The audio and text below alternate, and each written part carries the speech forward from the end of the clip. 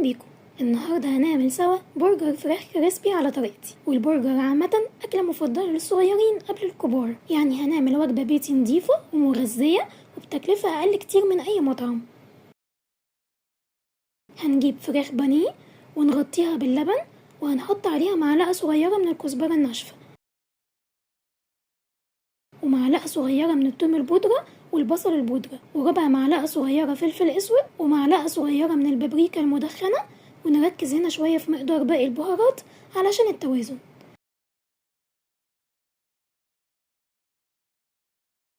هنحط ربع معلقة صغيرة من الروزماري لأن نكهته أقوى، ونص معلقة صغيرة من الزعتر، ومعلقة صغيرة مليانة من الريحان لأنه أخف نكهة فيهم، ونفركه في إيدينا قبل ما نضيفه كويس قوي.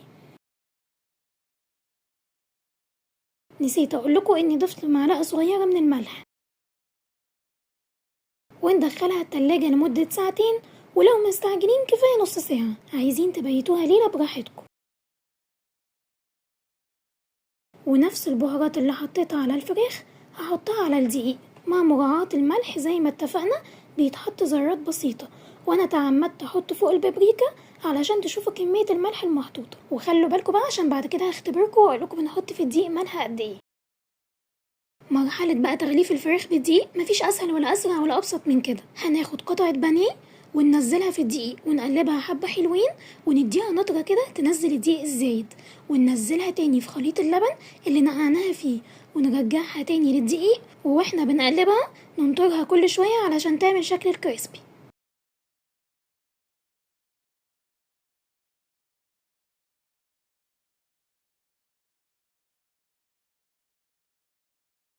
ولما نخلص كل الكمية في طاسة تحمير نحط زيت غزير وسخن، ونبدأ ننزل بيها على نار عالية تاخد طبقة، وبعدين نقلبها على الناحية التانية تاخد طبقة برضو، وبعدين نوطي النار ونستنى تاخد لون دهبي من تحت، ونقلبها تاني دقايق بسيطة على الناحية التانية تكمل سوا.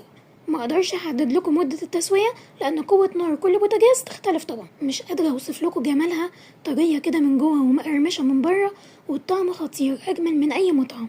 ولو عندكم اشخاص اسنانهم ما تستحملش الكريسبي ونفسهم يشاركوكوا اللذاذة، نقدر نحطها في طبق غويط ونغلفها بورق زبدة او مناديل مطبخ او اي حاجة متاحة ومش مضر انها تلمس الطعام. نيجي بقى للصوصات اللي هتاخد البرجر لحتة تانية خالص، وهم 3 انواع سميت كل واحد فيهم باسم يميزه. الصوص الاول باربيكيو هاني ماسترد، هنحط المزيد والمزيد من صوص الباربيكيو، وهنحط حوالي معلقة ونص كبيرة من المستردة ومعلقة كبيرة قوي من العسل الأبيض، واديها بقى تقليب.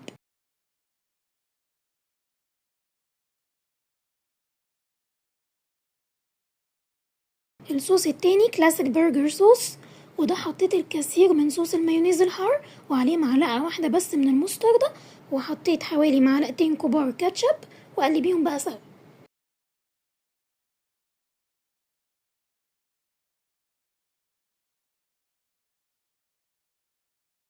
انا هنا شويت فلفله حمراء وهرستها بالهاند بلندر، وحطيت عليها معلقه مليانه من صوص المايونيز الحار، وحطيت 5 بواكي من صوص الشيدر.